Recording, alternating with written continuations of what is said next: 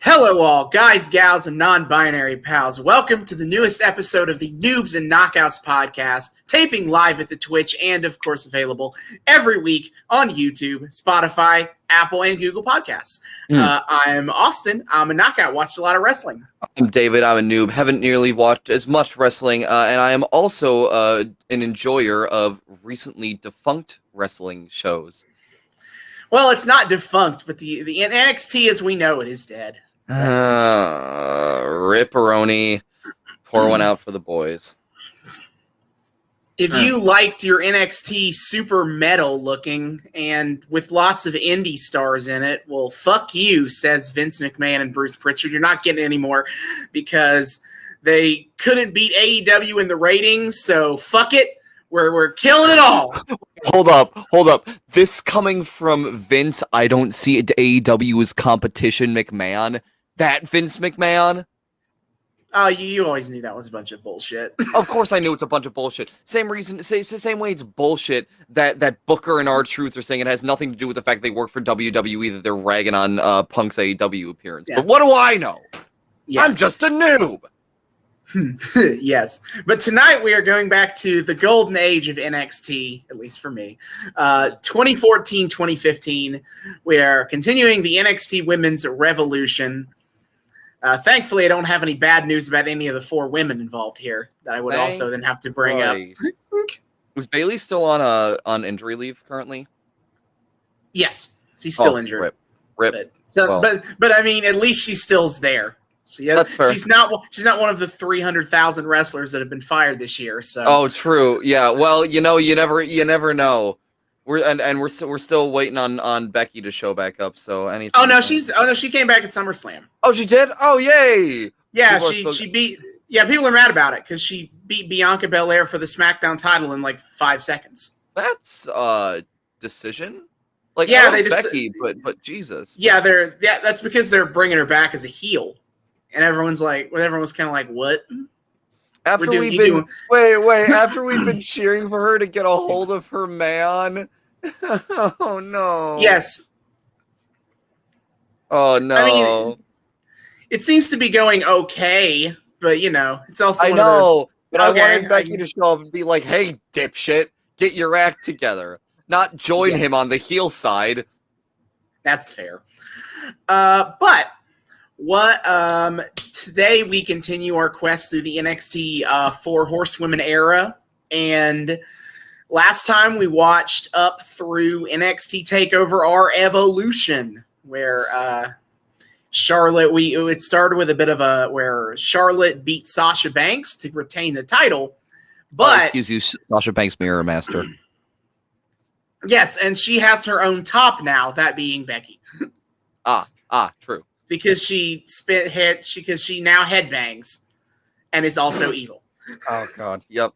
Because she looked into it, she had a meaningful conversation in front of the mirror and thus turned heel. Yep. As one does. Yeah, so Charlotte kind of became fully a babyface in the sense that she patched things up with Bayley, who she turned heel on to begin with. Yeah. And then Becky hooked up with Sasha to be the new evil duo group here. And they beat the fuck out of Bayley and injured her knee. Yikes.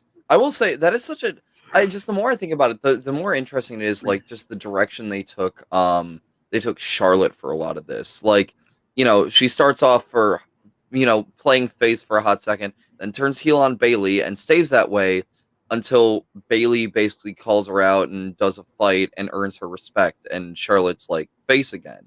It's so interesting as like a temporary heel turn, and it's kind of leaves some discussion open, I think, for what that means, like, about her character, like the fact that it was a temporary. I mean, she was heel longer than she was face. She was heel. How long? Yeah, how long was she heel for? I think she would have been heel for about a year, I want to say. Okay, that makes sense then. I guess watching it like this is such a truncated, like. Yeah, and we didn't start from the beginning of her being heel, but she was heel for as long as she was with the BFFs. Well, I guess then it's just interesting that they turn her face on the grounds of like Bayley won her respect. It's not like she's they may have started it like this, but by the end it's not she's evil because she's like just a bad person on principle. It's she's evil because she's a dick to everyone. But then Bayley's like, "Hey, I think I deserve to have you not be a dick to me." And Charlotte's like, "You're right," and she's cool now. She's like, "Wait, I never thought of it that way." Yeah, that's a very interesting way to turn someone's face, especially when that someone is fucking Ric Flair's daughter. Like it's just such an interesting angle to take her character, I think. Yeah, daughter of the dirtiest player in the game. Oh, true. And Sasha is a bigger heel than she is. Yeah, Sasha, who just was kind of like ambitious and whatever, now is just like she's climbing them ranks and she's like, "Give me glory or else." So Charlotte beats Sasha, and don't worry, that has resolved literally nothing. Yeah, no, seriously. So as we continue this little bit by bit today, as what we do for this storyline is we're, instead of watching one particular episode of NXT, we watch all the episodes of NXT, but only the women parts. It's so cool. I love this format so much, dude. Yeah, definitely try it again with something else for after we're done with it for this. Yeah. But we are going from the December 18, 2014 episode of NXT to the February 11th, 2015 NXT TakeOver Rival. And this is the shortest segment of this show so far, both months-wise. It's literally only 2 months between. And time-wise, in terms of what we're watching, normally I have to cut down stuff to make it fit a reasonable time frame, but this time I don't have to cut anything. We're just going to watch all of it. It's only about an hour 45. Nice. So then, if you want to watch the stuff, if you want to keep up with us, obviously the NXT episodes I just listed, it would take too long for me to read off literally every timestamp, but it's just the women's segments in those 9 episodes. And it's all available on PeacockTV.com, WWE's American streaming provider. And it kind of sucks, but whatever. It's all I got. $4.99 a month with ads, $5.99 a month without ads. Or if you're outside of the U.S., you can still use the WWE Network, which is still $9.99 American dollars a month. Or you can go the title match from this is on YouTube. In fact, I YouTube search NXT TakeOver Rival, and it was the first thing that came up. The full match is posted by WWE's YouTube page. So if you just want to skip to the end part, let's do it. Yep. So we will be back here at about 8:30 p.m. Eastern for those of you who may or may not watch on Twitch. After that, and we'll be back to discuss episode 41. Excuse me. Yeah, we'll do NXT. Yes. Amazing. And we are back. We have just finished about 2 months worth of NXT TV women's television, ending on the NXT TakeOver Rival Women's Championship match of Charlotte Flair versus Sasha Banks versus Becky Lynch versus Bayley. That was some wild shit. I don't know. Again, I've noticed this for the entirety of the time we've been doing this. I don't know if I can't tell sometimes if like some of the things I notice is just by virtue of how they're doing, like just how well they're writing all of this, or like by virtue of the fact that we're doing this in an unusual format where we're following like large chunks of just this storyline, like episode by episode. But this has felt like, and this bunch specifically, it's been like more and more progressively with each passing episode we've done. This feels like some of the most character-oriented wrestling I've ever seen. And again, I don't know if that's by virtue of just us watching it in clumps or what, but just these are some of the most defined character arcs I think I've ever seen in wrestling I do think that the clumps helps.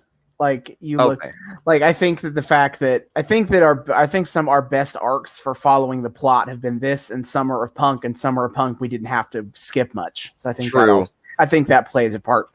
True, but also like, not to say these arcs aren't being really well done, because they are. It's specifically that like if these feel especially character driven in that like these characters are really, really going through arcs. It doesn't feel like because even in the most like well character driven stuff and a lot of the other stuff we've watched, Summer of Punk included, it doesn't feel like a lot of arcs are being had. It feels like we have characters that are staying fairly static in terms of their identities, and the story is moving around them. Whereas this feels this feels a little more fluid. No, I can see that. I think it.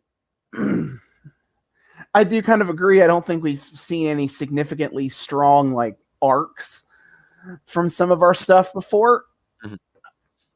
Like they're good characters. Yeah. Don't get me wrong. They are. Definitely. We have come across good character after good character after good character on this show. But these characters feel the most. I don't want to say like three-dimensional or developed, but they feel the most like living and fluid. Yeah, they're definitely like consistently going through changes, and in a way that wrestling doesn't always do. Sometimes you can get a little in a rut and kind of like focus more on telling stories based on where the characters are right now, as opposed to giving them places to go. Yeah, and it makes the story compelling in a really unique way.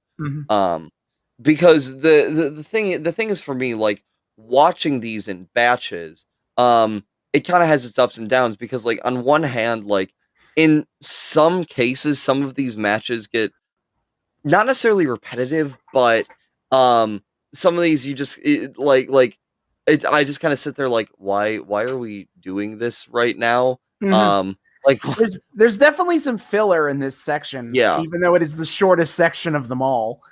Yeah, so far.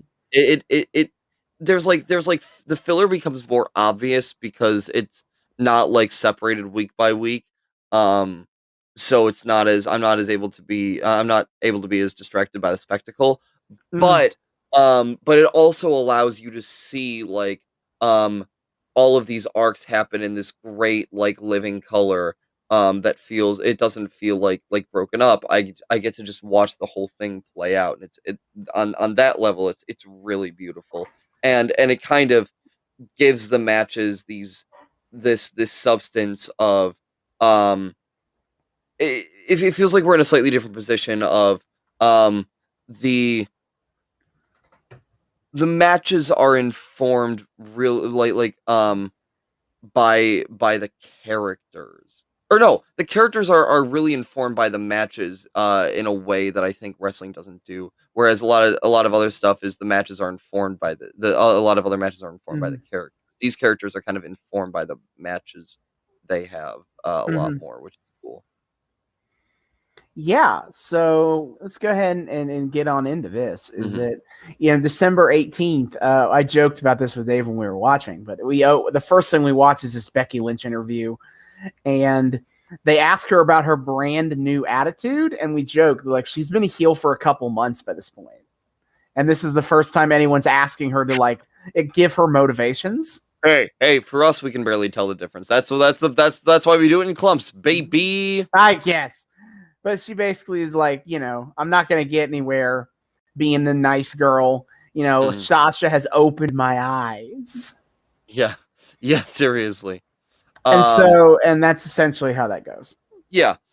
So we established Becky as continuing to grow ruthless motherfucker. Basically. Congratulations. You're done.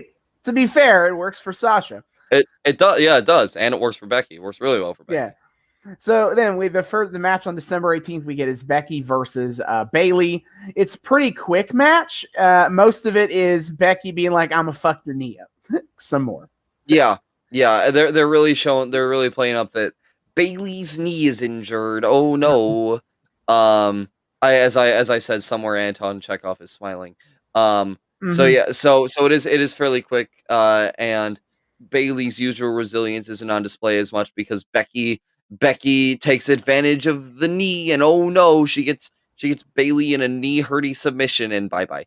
Yep, puts her in a knee bar. Although the term would be, the thing we get to see here is that aggro Bayley from the end of the last time we were here wasn't a one-time thing. It's still going. She's really like she's going hard against Becky, and in a way that communicates like this is gonna be more of her MO. Bayley is taking a real turn of not being as passive as a character and not being as happy-go-lucky, still having that sense of optimism and kindness, but also willing to throw down. Yeah, well, she has more of an anger behind her. There's kind of this resentment that seems to be building up in her, over kind of, I guess, being always the bridesmaid, never the bride sort of thing. And I think and it's a bit she did the Becky betrayal is a little more fresh in her mind. That does help. That does help too, but also wasn't that still like relatively a few a few months ago? It's been a couple months, yeah. So we're still seeing, right, that it's like it's fresh relatively, but it's still oh my god, she's just staying angry. This ain't going away anytime soon. She wants the gold, sucker. Yeah, seriously. Then we get an but Becky wins by using that dreaded knee bar, makes Bayley tap out, and that's bad for Bayley. Yeah. We'll get an update on her in a bit. But so Charlotte then gives an interview from post that is theoretically happened after her match at TakeOver our Evolution with Sasha. It wasn't really anything. She's just like, I won. I'm the best. Yada, yada, yada.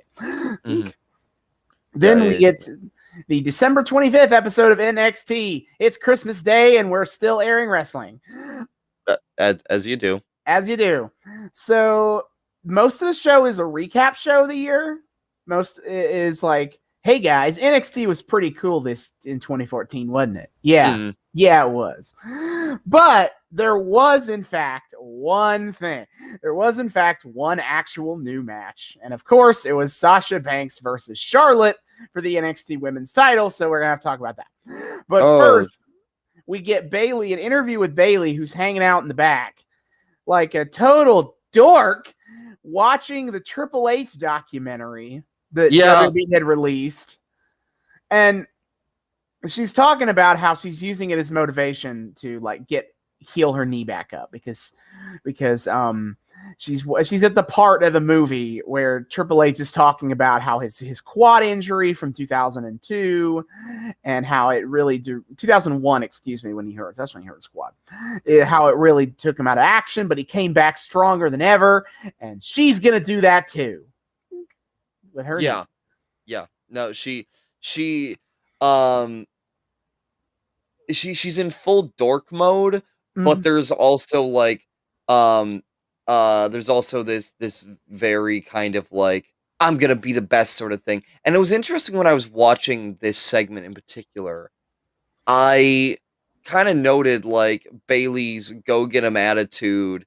It did kind of dawn on me. I was, after I was talking, we talked at length about this in previous episodes, like the kind of go-getter, I'm gonna do this and be the best. I was like, maybe this act is starting to get stale. Maybe this is gonna turn a little like John Cena, in terms of what we're seeing from her of just I'm gonna be good. I'm gonna be the. It did make me a little like worried of like, where are we, like, are we just going to continue to like keep playing this over and over? Because like we clearly have like aggro Bayley, but like trying to mix aggro Bayley with still like go get him soft girl is just going to come off as obnoxious, I think. And I ended up eating those words later, but we'll get to that. Yes. So Charlotte and Sasha have a rematch for the women's title. The big hook of this match was that Ric Flair introduced his daughter. Yes. Woo! I'm Ric Flair. Yeah. My daughter is the champ, the greatest diva of all time. Woo! Woo.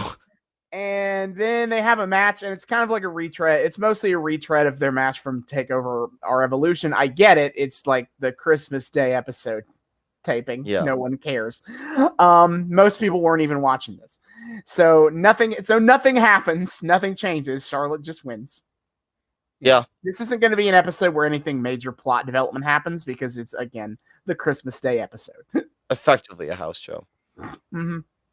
I'm surprised they didn't just tape something from a house show. Yeah, seriously. Though maybe that hadn't started yet. I think those started in March 2015. Yeah, I was gonna say, was NXT doing house shows? I mean, yes, they have the local Florida Loop house shows. But in terms of like touring like actual places that aren't like 300 people in a small town in Florida, then they started doing those. Yeah, I think 2015. So not there yet, but they'll start doing that. The January 1st episode of NXT. Nothing happens. Basically, we get an in-ring interview with Charlotte, and she's just like, "I'm the champ." And Sasha's like, I'm not done with you, even though you beat me twice. We're not done. And then Natalya from Neidhart, from the main roster, comes to make the save as another crossover character from the main roster to NXT, as these first couple of years of NXT were pretty. There was usually at least one or two at a time. Mm-hmm. A little bit of nice theming, as you can tell, I'm sure just by hearing about her.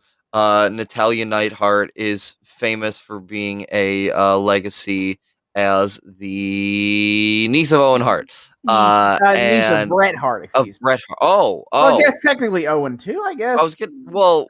But they always bring up Bret when they talk about her. Because she would be related like via their sister, right? Yeah. Yeah, because Jim wasn't related to them. Right. His name, he's Neidhart, not Hart. Neidhart. Yeah. Related to Bret Hart, Owen Hart, and nobody else. And nobody else. Nobody fucking cares. Nobody else. But yeah. To make sure people get the joke, she is the daughter of Jim Anvil Neidhart, but nobody ever. They are much quicker to acknowledge Bret Hart as her uncle than they are to talk about Jim. Yeah, which is kind of disrespectful, but whatever. Mm-hmm. Anywho, but yeah, so she comes out and she does a nice little slow, as you pointed out, nice little slow strut down that runway. She's theoretically supposed to be saving Charlotte from a 2-on-1 beatdown. She just kind of saunters down to the ring like it's a regular match. Like, oh Lord. Yeah, seriously. Thankfully, the heels decide to leave anyway. Yeah, they're like, that's enough intimidation for. I guess main roster person equals scary. Sure, why not? Yeah, get him out of there. Whatever. We don't have time for a match tonight. Yep. And then we get to January 8th, and one of those, this happened in a batch taping, and that's probably why it worked out this way. Yeah. Is we get no follow-up to this week on the 8th. Mm-hmm. Instead, we just get Sasha beating Alexa Bliss again. Yeah. And I noticed the batch taping because I saw the same sign twice between like this and the last Sasha match. If someone had a sign up that was like it was just some pun on her name. I can't remember. Like you can take it to the banks. You can take it to the banks. Mm-hmm. Oh, the puns. But yeah, so good job, guy. You expose the truth. Yeah. Thank you for your service. Like the match doesn't really serve a whole lot of a purpose. We get to see Sasha wins, and then she has to be forced. She has to be told repeatedly to let Alexa Bliss go because she has a statement. Alexa Bliss in what Austin swears is one of her final times as a cheerleader. I know this happens. I know. I just don't remember when it happens. I know it's relatively soon, but I don't remember when. Sure. Whatever you say, but no, but yeah. So as you would guess, squash. Although somewhat competitive squash-ish. Like Alexa Bliss actually able to get Sasha in a couple Pins, potential but, pins. Yeah. but They don't go anywhere, and one of them's only a 1 count, but it's something. But I think that's better than Alexa's done in any of her previous showings thus far. But yeah. Yeah. Alexa gets to be powered up a little bit. Happy. Woohoo. Sasha wins the rubber match against Alexa. But no, January 14th, we get Sasha and Becky. I believe I'm just going to go ahead and call them Team BAE now because they start wearing the shirts, even though don't think was they say their wearing the name. shirt. I don't think Sasha was, but Becky was wearing the shirt. Yes, Team BAE is what their team name becomes. That is best at everything. Yes. After the BFFs, of course. Yes, of course. And they take on Charlotte and Natalya. And the match is fine. It's mostly Natalya getting beat up. Yeah, Natalya's kind of a chump of a tag team partner here. I don't know what Charlotte was thinking.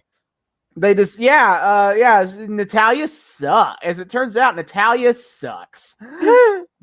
She gets beat up most of the match, and then she tags in Charlotte, and then they lose. Damn.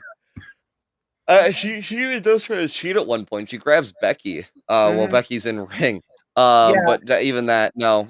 Man, I guess those superior genetics can only get you so far, huh? Thank God. Thank God. Sasha wins. Admittedly, she held the tights, but Sasha pins Charlotte again. And this is the big thing: is that Sasha pins Charlotte, gets the dub, and it goes right the fuck to her head because, of course, it does. Yep. She's like, I'm the winner now. Yep, I have beaten Charlotte Flair, which means I can do the thing. Yes. Then we get the January 21st episode of NXT, where stuff is happening. These last few weeks have kind of felt like we're spinning wheels to get to the real shit. Yeah, for seriously. The last month of this pay-per-view to this build. But we get the Sasha Banks interview where they're like, you're gonna beat Charlotte? And she's like, yeah, I'm gonna beat Charlotte. Bye. Yeah, that is pretty much it. And then Charlotte versus Sasha 3 happens, technically. Electric Beagley. And it basically ends within a couple of minutes because for reasons that can only be known to Becky decides to jump in the ring and just decks Charlotte in front of the referee. Becky's been getting ending the match. Becky's been getting just really, really angry recently. She's just like going rabid dog mode and just kind of wanting to attack for sake of attack. Not a whole lot of critical thought goes into it. It's unfortunate for Sasha. Yeah, but so Bayley just wants to, Becky just wants to throw some punches. Jesus, I did it too. Becky just wants to throw some punches, so she's like, what's a little ruined match between friends, eh? Yeah, you're all right with not winning the title, right? Yeah, because of me. Right? You're cool with that? Totally. She was not cool with that. Yeah, spoiler alert. Sasha starts yelling at Becky, and eventually they get on enough of a page to like be like, "Oh yeah, we can just beat up Charlotte." Yeah. They're like, "Wait a minute, we don't have to fight. We can fight her." But then Bayley comes to save the day. Indeed. And then a nice little mirror of Charlotte helping her in the past. It's all nice. But then in the confusion, Charlotte's still down, and so the referee is like, "Hey Bayley, can you take the title?" I don't know why the ref was offering it to Bayley. Did he really need to get that off his hands? I don't know. I don't know. But Bayley holds it, and she kind of starts getting a little. She gets shiny in her eyes. Yeah, it's getting a little shiny, and Charlotte finally gets up. She's like, "Hey, what the fuck is this? Give me that belt back." And so Bayley's like, "Well, then I'll just hit you with the Bayley to belly." Yeah. And all of a sudden, Bayley attacks Charlotte, and oh, how the turntables! Yeah. Again. How does it feel to get betrayed, Charlotte? Top 10 anime betrayals. And this was, as soon as this happened, I was like, oh, hey, look, that thing I was thinking about earlier. Because this is again, I was worried they were gonna make me regret my words and give Bayley a nasty dose of John Cena syndrome, but they managed to continue to avoid it by just kind of healing Bayley up A little bit. a little bit. A little bit of heal as a treat. But either way, like, that's actually admitting that, like, people like that can go heel and can be kind of douchebags, which they just refused to do for Cena for the longest time until he was basically forced to during Summer of Punk. And even then, they didn't carry that forward past, like, Money in the Bank. Here, it's actually, like, acknowledged and leaned into, and Bayley's ambition is, like, getting to her and causing her to kind of go off script, go off being the goody two shoes, which is also cool because the documentary she was watching was Triple H, who is a notorious motherfucker, a notorious power hungry climbing motherfucker.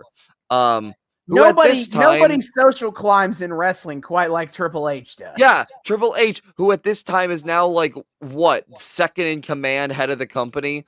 Yes, he would be kayfabe in charge of the authority at this point with Stephanie. So yeah, she's picking up the correct lessons from Triple H, of course. Well, Win at all costs. Even out of kayfabe, he's pretty high up there, right?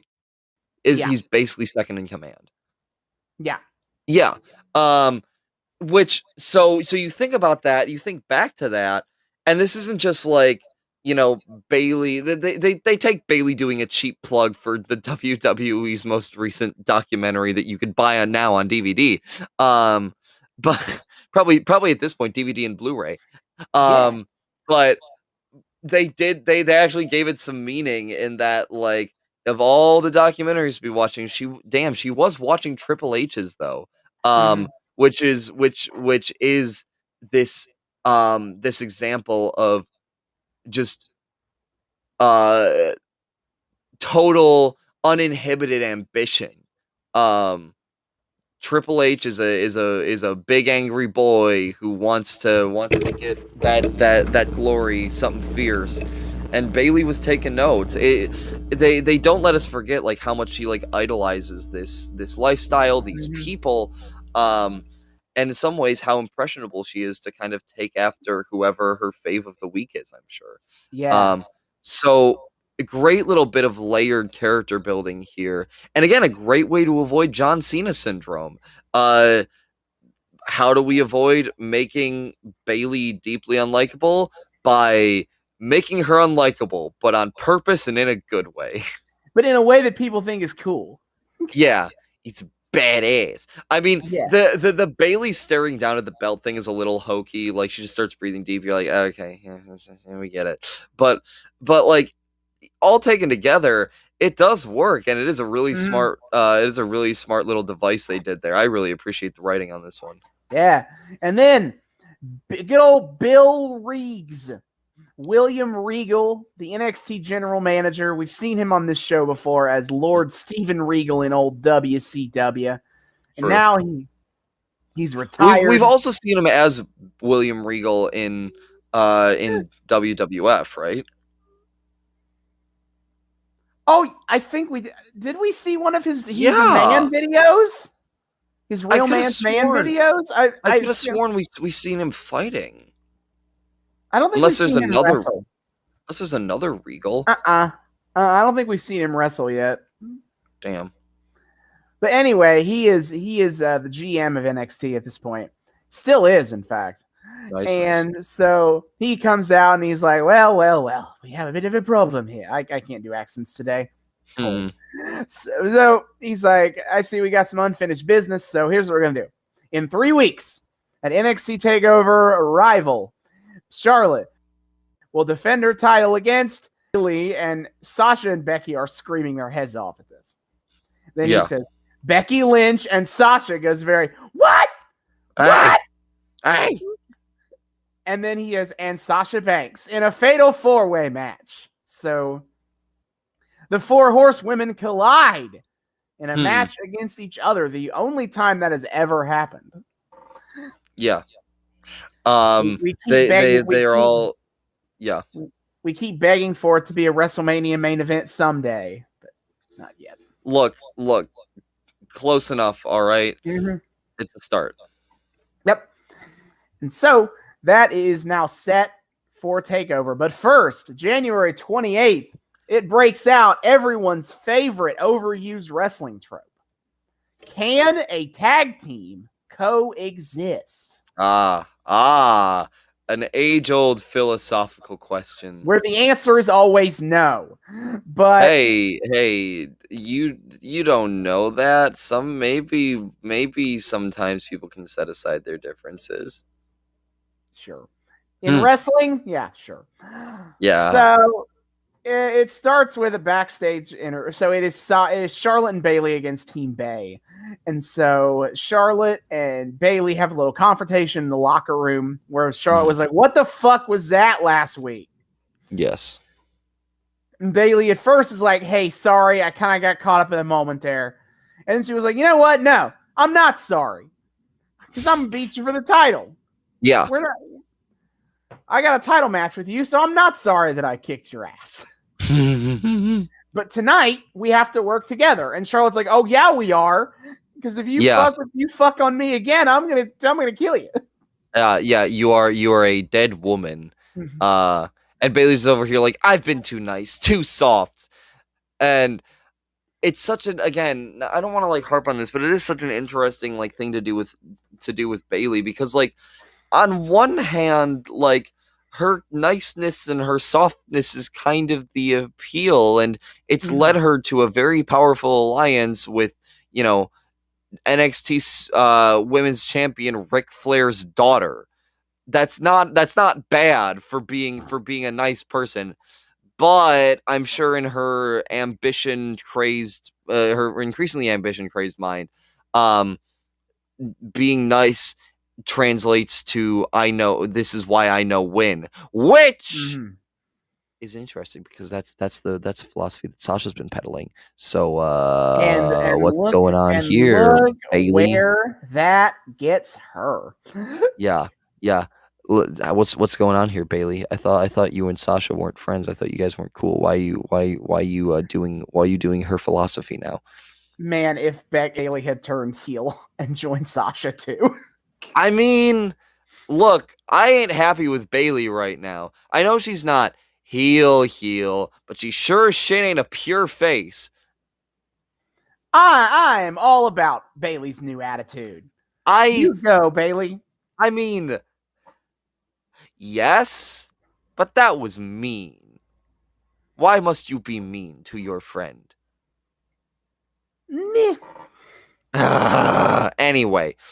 And then Becky and Sasha have an interview just to make sure you understand that nobody is on anybody's same page right now. Seriously. They're like, "What you gonna do at TakeOver? You're friends, but you're competing against each other." And Sasha's like, "What? I'm not worried. Yeah. When the time comes, Becky will lay down for me and help me win." And then she leaves. And then Becky's like, "Yeah, actually, I'm gonna walk out as champion. Bye." Yeah. So we get Charlotte and Bayley versus Sasha and Becky. The third time we've had some permutation of this tag match between these four women. It's always different. It's always every time it always feels a little bit different. Yeah, this is seriously. The same matchup as before. Last time, but it's tenuous. The character dynamics are different now. Yeah, everybody's at each other's throats, including Team BAE. Yep. And yeah, it's a bit of an aggressive match. A lot of it is, again, targeting Bayley's poor knee. Her knee continues to be injured again and again and again. Yep. But it all eventually just falls apart. Because Charlotte's down, and then Bayley runs in to save her and just kind of winds up on top of her. And Charlotte's like, "Hey, I didn't need your help." And Bayley's like, "I was just trying to help you, man. Calm down." Yeah. And then they start fighting each other. And then Sasha and Becky get involved too. And then eventually the rest are like, "Oh, fuck this. I'm stunning this whole thing out. We done."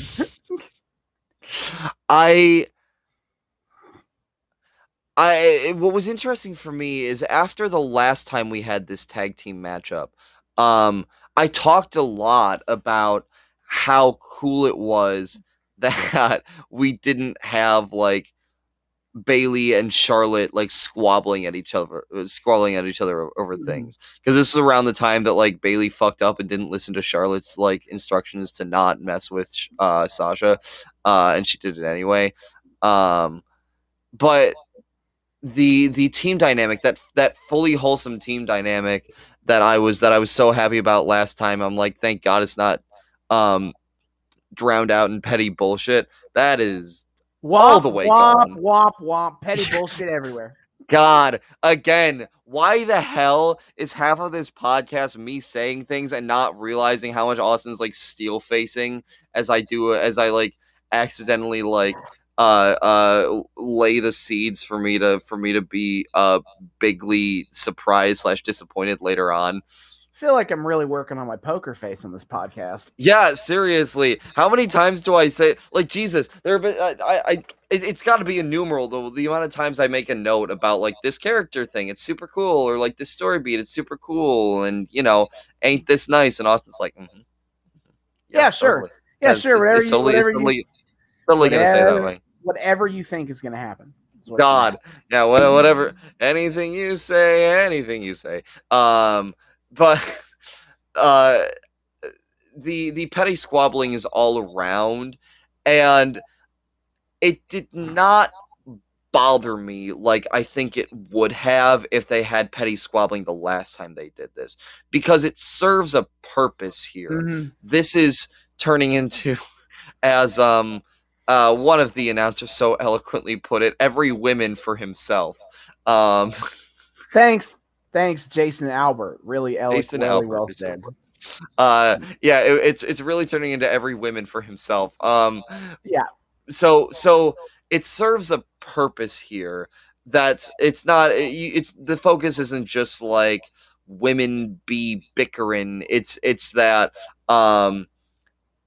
we're getting to a breaking point of these alliances can no longer coexist because they're all like steam training toward the same point, and only one of them can like survive that impact. Yeah, suddenly like everybody we're all leading to this now, having to fight each other for the title. It's not just a thing that could happen in the future. It's a thing that's happening right now, and suddenly friends don't really matter when 3 weeks from now we're going to be punching each other. Well, 2 weeks actually.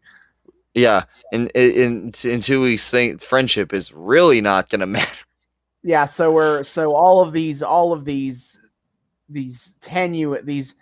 not really firm foundations of friendship are falling apart. Yeah, and like that's the thing. You think it could be, they could be. You think they're founded on something, but there is always that question in the back of your mind of like, what happens when we need to fight again? And for a second, it felt like the answer was, oh, we can just fight it out and respect each other. But this is NXT, and during like the women's revolution, and it feels as though all four of these women are gaining, in each in their own way, a sense of how important they are, and how meaningful being a winner here is. And maybe that might be giving too much credence. That might be reading too much into it. But these egos keep inflating, and you get the sense that it is a natural progression of how popular these segments were, and just how slowly influential the Four Horsewomen were kind of becoming as a set of icons. At least I. Yeah. Is there any credence to that, do you think? Like, character-wise, would they have been leaning into that at this point? They do lean into it eventually. I don't know if they would have intentionally leaned into it by January 2015. Like, I'll get to where suddenly this kind of becomes a thing, and not just a thing that is happening and everyone kind of sees it happening, but WWE's kind of like, what are you talking about? What? Okay. But either way, egos are inflating, and we can fight each other and lose isn't an option anymore. And honestly, what it probably is too is just like the continuation of the status quo. Charlotte keeps winning and winning and winning and winning, and I think the three other women are all getting tired of that. You can only stay the bridesmaid for so long, I suppose. Yeah. So that it all's breaking down. And then we get an Emma interview. I'm bringing in a side plot now to this whole kerfuffle because it matters. Yeah, this was interesting. Right. So Emma, you might remember her from our first episode in NXT. She had kind of recently graduated NXT. She was one of the original pioneers that is kind of easily forgotten about in the women's revolution stuff. But her gimmick is that she was kind of this like not naive. Naive is a bad word. She's jokey. Yeah, like she likes to goof around and do these weird dances with her hands. But at the same time, when she gets in the ring, she kicks ass. And the audience the Full Sail NXT audience kind of bought into her. Like they kind of got in on it and thought it was hilarious. And so she comes up to the main roster and kind of immediately flops. And you could make a couple of cases why that is.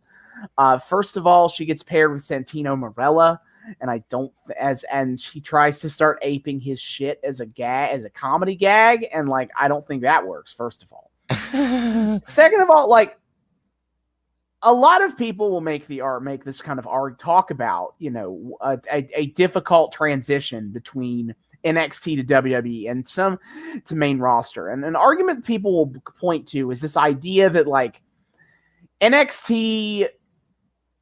When the people argue that NXT is bad for main roster in the sense of like characters will go through these arcs and changes and then they'll go to the main roster and be in front of an audience that sees none of that and has missed the progression that made it work. And I don't agree with that in the sense that like any writer's room worth of shit should be able to just give them a new arc. Yeah. Like it shouldn't be a situation where like you should be able to give them something to do and create and make them work, even if they're a little more fully formed than they would be if they had skipped NXT. Mm-hmm. However, for this argument, I think I've had like 5 years to think about this, and I do think that a big Emma flopping, a part of that is that she was an inside joke that everyone else didn't get. Like in NXT in front of this crowd of a couple hundred people that again sees this stuff in batch taping, and a lot of them are regulars. It's not like this isn't a traveling show. It's the same show in the same place at week to week to week.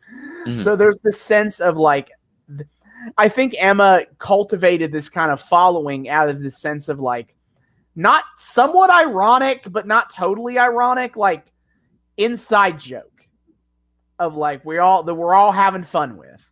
Fair enough. You throw her in front of 1,000 people in attendance and millions of people watching at home who haven't followed her at all, and you're just gonna have her out here doing this goofy dance stuff, and she's not getting to wrestle really good matches in the same way that she was on NXT. That you could at least be like, oh, I see, she's actually good. Yeah. And so when I look at it like that, I think it's pretty obvious how she flopped and why.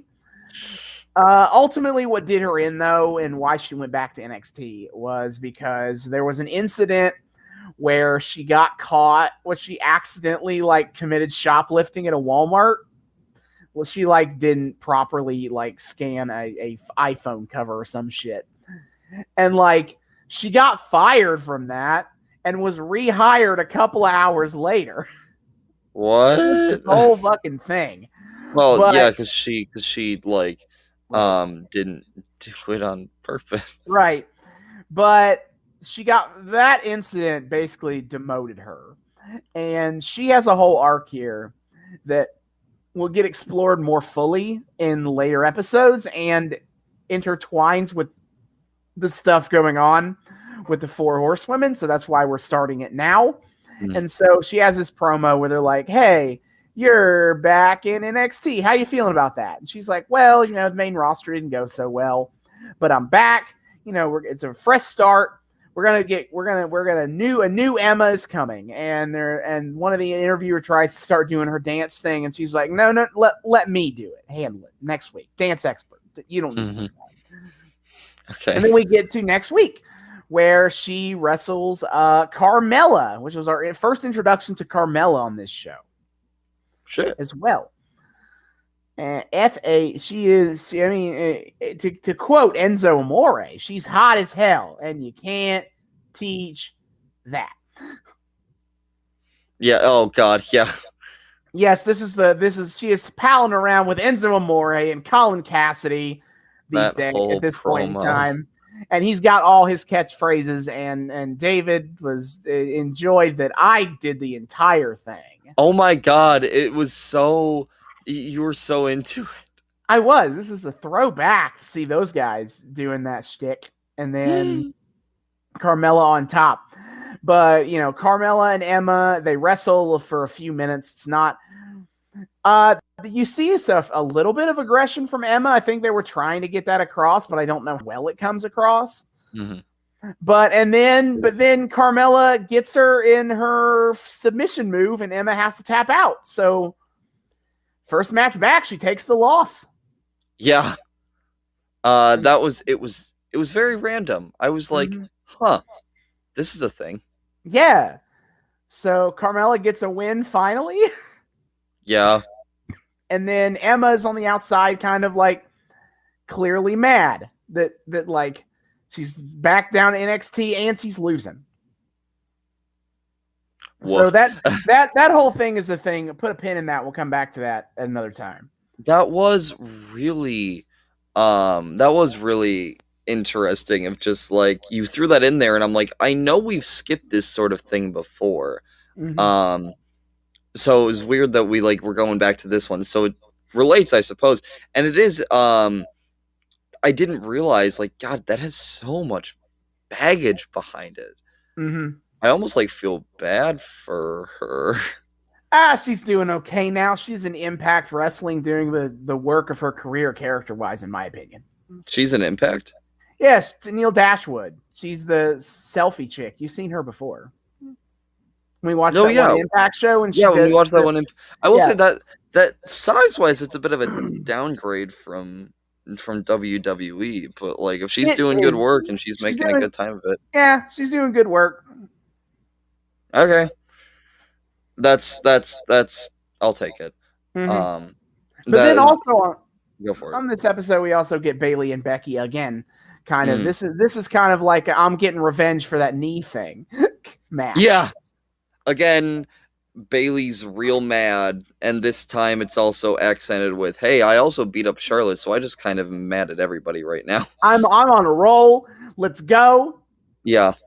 And roll she does right the fuck over Becky. Yeah. She kicks a lot of ass, and then gets her revenge something good. She does.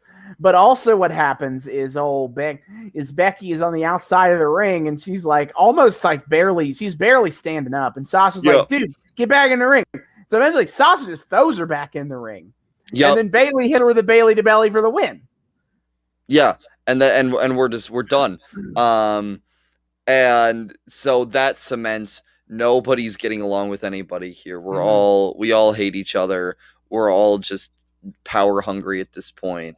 In some ways, Charlotte's the most pure of all the characters here, which I was not expecting. Yeah, she's just her worst crime is just wanting to uphold the status quo, which fair enough. That's kind of how this goes.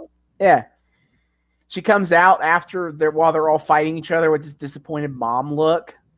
I know. She folds her arms and is like, "This is what is going on." It does make this really great tableau, where Bayley's out there, and she's starting to walk up the ramp because she won the match. She's done. Mm-hmm. Becky and Sasha are back in the ring, and they're bickering, and then Charlotte comes out, her music blares, and everybody stops and looks, and she comes out, but she doesn't come down, she just stands there, and it's this great kind of lineup down the line of these four women are going to clash, and nobody gets along at this point. We're all just fighting for the honor, and fuck everybody else. Yep. Then we get to NXT TakeOver Rival with a fatal 4-way match.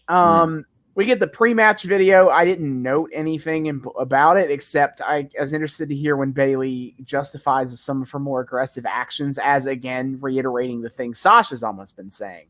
Yes. She takes this stance of like, everybody's doing anything they can to win, no matter what. Why shouldn't I? Okay. Pretty much. Get into that too. But then they all come out. I have positive things to say about Becky Lynch's outfit because it is scarlet and gray. True. Go Bucks. Go Bucks.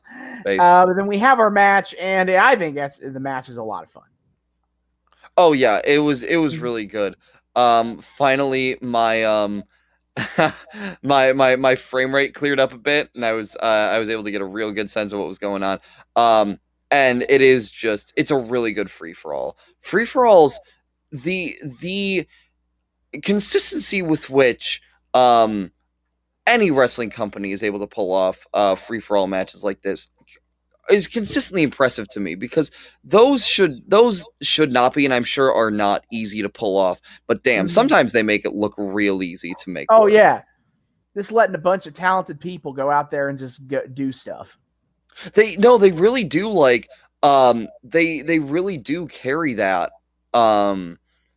that really well just on their talent. These are four women who have insanely good instincts about when to fight, how to work with each other, what moves to pull when, and it all feels brilliantly coordinated. And that's the cool thing about matches like this, is you have no idea how much of it was like pre-planned, pre-coordinated, and how much they're just able to get on the spot. And truthfully, I don't think it matters, because either way, they're pulling off a tough technical feat with panache. Yep. And so I think that's something that goes underappreciated when we talk about matches like this. Yeah, definitely. So match kind of starts with everyone being like, well, let's dunk on Charlotte, get her out of here. True. So everyone thinks he's a fucking threat. Yeah. And it involves Charlotte getting sent into the LED board, and they do the funny effect where they like make the LED board shut off for a second, as if she was hit so hard that she's breaking the board. It's so good. I love it so much. It's so silly. Yeah. But I'm bragging up. It does make for a really great effect, I will say. It does, yeah. I think. And then we get, Sasha and Becky work together for a couple of minutes.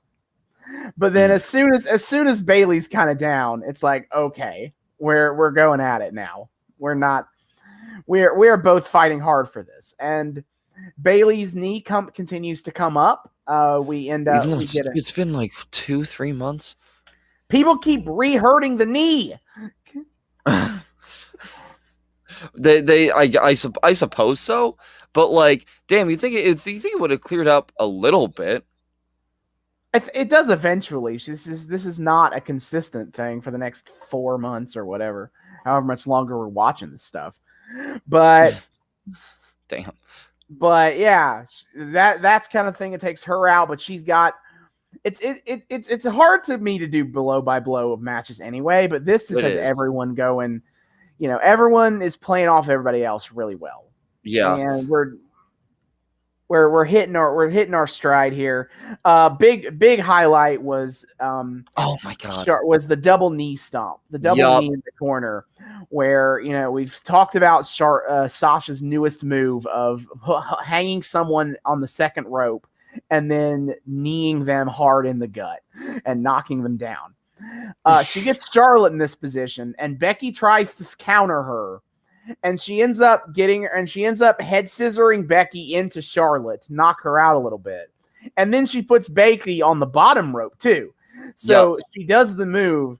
She hits Charlotte on the second rope and then knocks her into Becky down on the bottom rope. Oh my god, it's so brutal, and it's so cool she got to pull that off. Mm-hmm. We get some really good Baileys to bellies throughout this match. We also get several times where Bayley's about to get a pin, And I think both times. Well, I think the first time Becky pulls her back, and the second time Sasha does. Yes. Yeah. Okay. Yes. Yeah. So both of her pins get interrupted as fuck, and it's great. Yeah, they really put over Bayley as a threat in this match, despite the fact that she doesn't have a ton of the highlight moments. I don't think.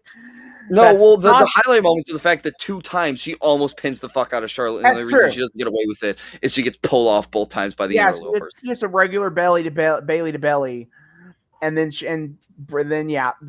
Becky breaks it up, and then she hits a Bayley to belly from the top rope. That was insane. She pins him and then pins her, and then Sasha comes in and throws her off and tries to pin Charlotte, and then Charlotte kicks out because it gets the 2 count. Yep, takes too long. We get some insane dives to the outside from Sasha I know. And Charlotte. That's probably one of the craziest things Charlotte's done. What's really interesting about this match is Charlotte is such a calculated character and wrestler. Mm-hmm. Her in-ring work is all very measured. Like it's aggressive and it's tough and it's fucking scary, but everything she does in ring up to this point has been very technically sound in a very specific way. It feels very like I have trained my whole life for this sort of shit. She doesn't usually do like wild stunts. She doesn't need to. Mm-hmm. But here we get Becky and Bayley on the outside of the ring. Sasha dives to the outside, topples over the both of them, and then Charlotte gets up from kind of being taken down by Sasha, sees this, and she herself does a dive to the outside. Mm-hmm. It's nuts. And thinking about it, that's the first time we've seen Charlotte do something like that hard, and it's a great again another great little indicator of just what an important match this is to all of them, that even Charlotte is breaking her usual MO out of sheer animal desperation. Because there's 3 people in this match. She's got to win. It's tough to win. It really is. And 3 people, all of whom she's deeply frustrated with for multiple different reasons. Yeah. It's just like, why can't you all behave? So the match ends when Sasha uses the bank statement. And she's a wrenching, and they give Charlotte a lot of time to get out of it, but she can't. And at one point, Sasha does have to break up the pin to go knock Becky back down because Becky tries to get back in the ring, but she ends up getting the move, and eventually Sasha's just like, "Oh fuck this," and so she turns Charlotte over to pin her. Mm-hmm. And that's significant because she's lost that way before. She's been pinned by that happening to her, where she's in the bank statement, goes too far, and gets rolled up and pinned. So now she's doing it on purpose, so she can win. Yeah, but she gets the pin and she gets the win. Yeah, Sasha Banks, the boss, is finally the NXT Women's Champion, and it's absolutely wild. Because it is. We've seen this before where Sasha gets so close, but Charlotte still manages to overtake her, and we still see that a couple times in this match. I think before they had the 2 dives to the outside, Charlotte or Sasha got her in that pin, and it looked really close, and Charlotte just barely kicked out of it, and she had this victorious look on her face for kicking out of it, so you can tell she's getting worn out. And we've had moments like this before, and it still always ends with Charlotte coming out on top. And this was another episode where I was kind of watching some of the other segments. I'm like, man, Sasha can just never get a dub on this woman. They never get meaningful dubs. It's always like they always make her look like a chump at the end of the day. But no, she finally got it. And in some ways, it makes sense that she got it. Mm-hmm. Like, A, Charlotte can't retain forever, so But B, as the Mirror Master, right? She is the one who's kind of behind the attitude switches of the other 2 in some form or other. She is the ringleader of ruthlessness is what gets you results. And this is her finally putting her money where her mouth is and succeeding. Her ruthlessness got her the W. It would make sense. She's the ringleader of all this. Her getting that win. Because when we follow big arcs like this, I always have to question, why did this specific person win? What is the meaning of this? And I was kind of puzzling at that for a second for Sasha, but it has to be that her demeanor, her outlook toward this. She was the originator of this ruthless drive. Because like Charlotte has it with this drive through, but in a much different way. Sasha's is a lot more straight up aggressive, whereas Charlotte's is a lot more like stalwart, basically. But Sasha as the one who pioneered this, of course, she's the first one to finally steal that belt away from the genetically superior Sasha Banks or Charlotte Flair. Jesus, we are so close to being done with that. I swear. I know. I hope. I thought you said we were done last time. Then they said it like fucking 2 more times. I thought we were, but I guess she hangs on to it for the rest of her NXT time in NXT, I guess. At least the ratchet chants are dialing down. Slowly. Yeah, they're being met with increasing no, she's not. Thank the Lord. But either way. So Sasha rightfully gets that win and validates every single thing she's been saying since the beginning. Every mirror speech, every betrayal, everything. She was, in her eyes, right. Now the question is, going forward, is it sustainable? Right. And we get one last moment where Charlotte tries to be a good sport. She offers a handshake. And handshake motif comes back. The handshake is back. The handshake's back.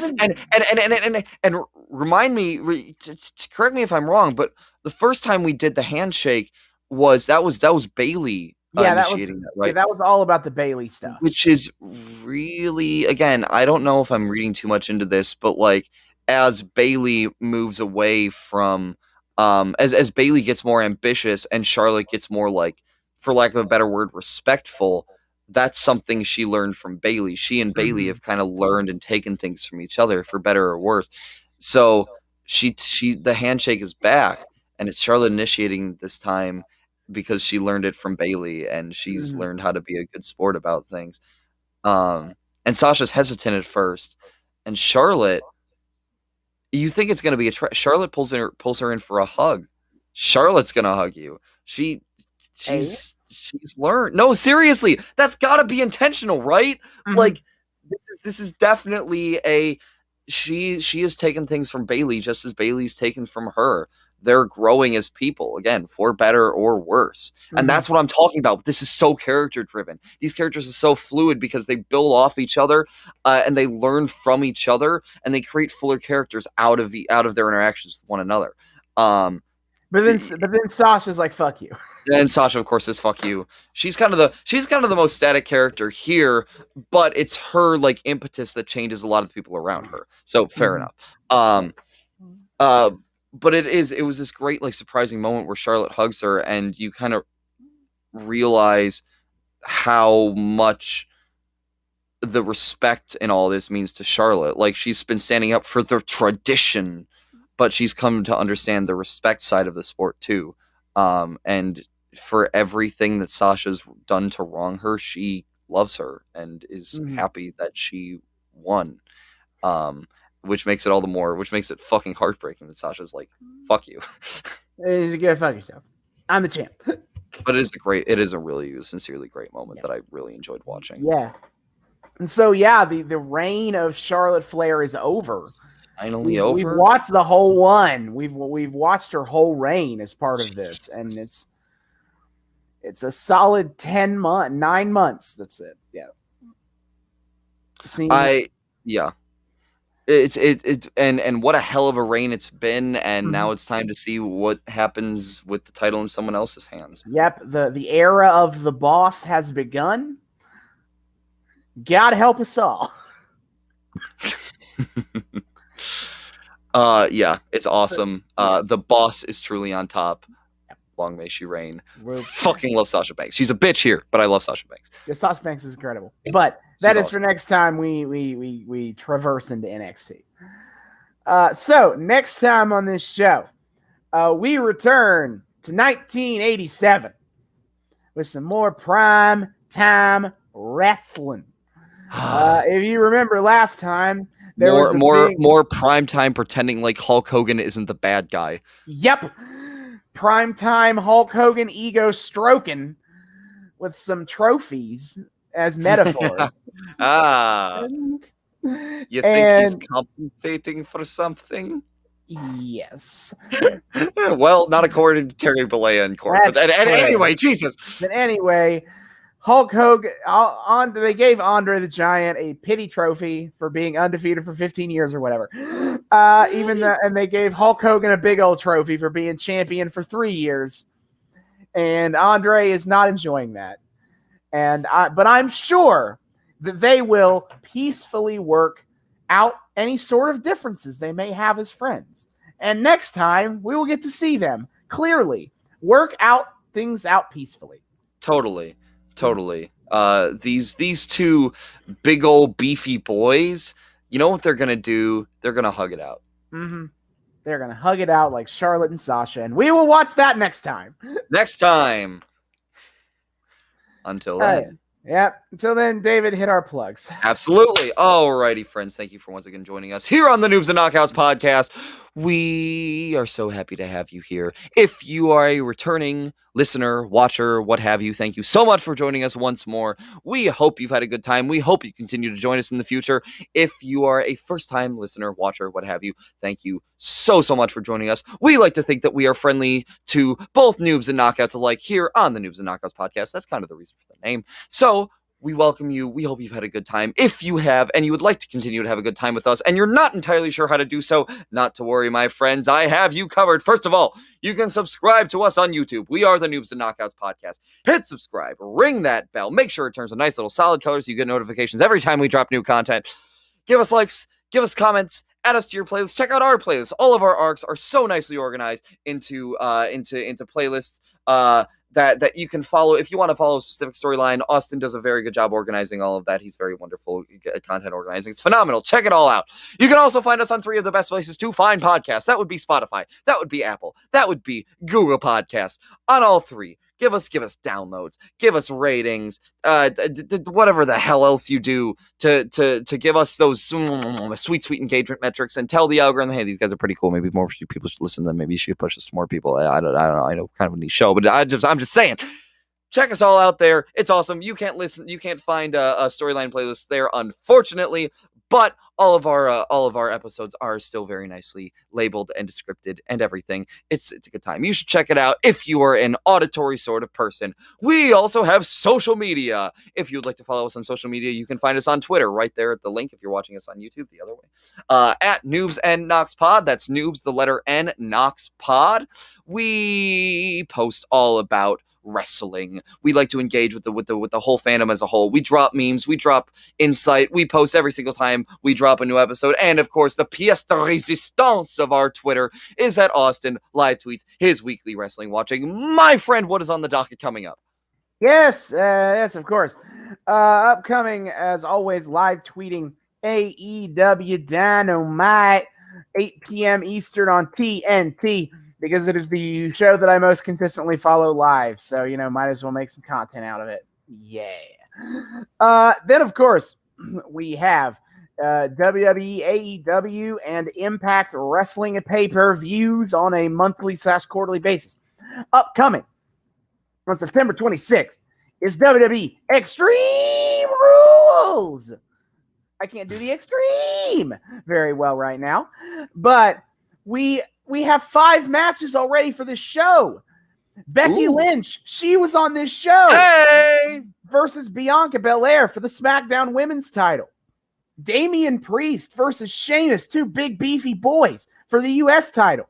Bobby Lashley versus Randy Orton for the WWE title. Charlotte Flair, versus Alexa Bliss for the Raw Women's title.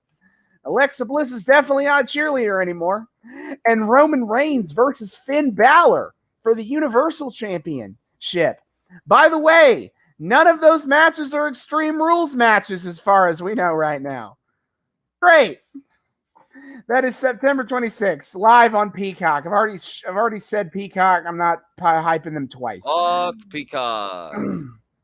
Then the next Impact Wrestling pay-per-view will be Bound for Glory. their biggest annual show. It is October 23rd, 2021. We do not yet have any matches set because we're still a little ways out from that, but you can buy that where you get traditional pay-per-views as well as on Fight TV for $40. And then we have next, AEW just had All Out. Holy shit, what a show that was. Yes. Goddamn. I got no words to that. Just to say, if you get a chance to watch some of All Out, you should. Then their next pay-per-view is Full Gear on November 13th. Again, we don't have any matches for that yet, but that will be, I expect that to be well worth the cost of admissions, $50 on traditional pay-per-view or on Fight TV. And so, that is where what we are doing in the future. Awesome. Be sure to check all of it out. Austin's live tweeting is the best. It's the pits. Fucking check it out. His insight is great. His memes are the spiciest and the dankest. It's a good time. Check it out if you want to watch along. It's awesome. Alrighty. We also have an email account. If you would like to email us, we have a Gmail, noobs and knockouts pod at gmail.com. That's noobs, the word and this time, knockoutspod at gmail.com. Shoot us an email, say hi, tell us what you think of the show, tell us what you think of our beautiful, sweet, sultry, sexy voices, what you like, what you don't like, requests for things you want us to cover in the future, just general discussion you want to inspire. Just come say hi. We love it when people talk to us. We want to talk back to you guys. Just come say hi. We're gonna have a grand old time in the emails. Come check it out. And finally, you can also find us on Patreon. We are also the Noobs and Knockouts Podcast on Patreon. $1 a month gets you early access to episodes and a shout out at the end of each episode. See you guys next time. Hasta luego.